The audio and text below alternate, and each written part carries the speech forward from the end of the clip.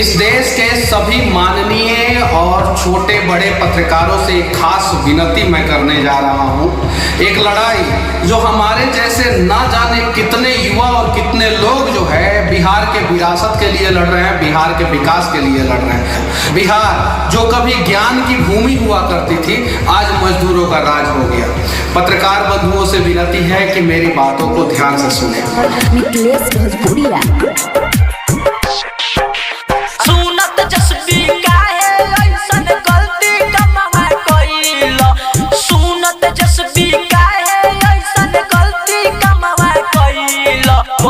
पत्रकार के फंसा के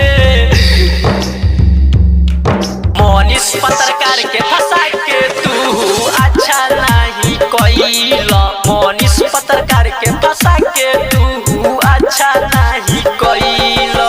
सुनत जसबी काहे ऐसन गलती कमावा कइला।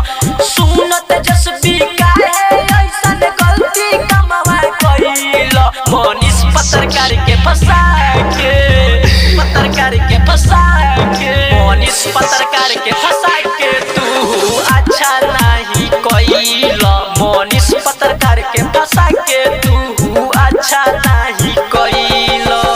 अफवाह फैलाने का मेरे ऊपर आरोप है, तो मैंने क्या अफवाह फैलाया है वो बताया जाए। एक एफआईआर ऑलरेडी पहले हो चुका था मेरे ऊपर, फिर तेजस्वी यादव जी को मैंने चैलेंज किया और फिर दूसरा एफआईआर भी हो गया। चोरवन के करेले बहुते रे लइया, गरीब मजदूर लोग के करेले भलैया। ये गरीब मजदूर लोग के करेले भलैया। चोरवन के करेले बहुते रे लइया, गरीब मजदूर लोग के करेले भलैया। सुख दुख में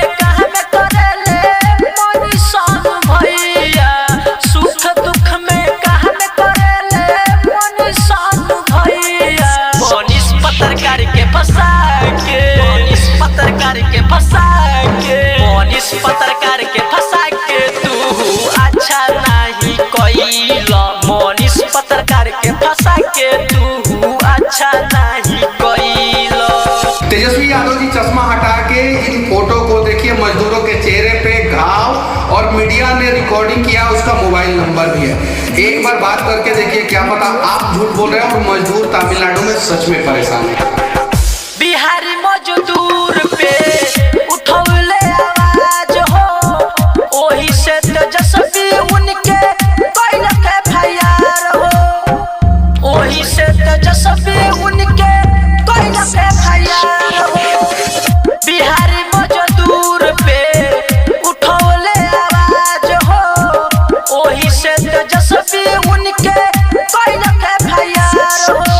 मरते तब तक साथ न छोड़ावे मोहनी सानू भैया के। मरते तब तक साथ न छोड़ावे मोहनी सानू भैया के। मोनिस पत्रकार के फंसा के पत्रकार के फंसा के मोनिस पत्रकार के फंसा के तू अच्छा नहीं कइला। मोनिस पत्रकार के फंसा के तू अच्छा नहीं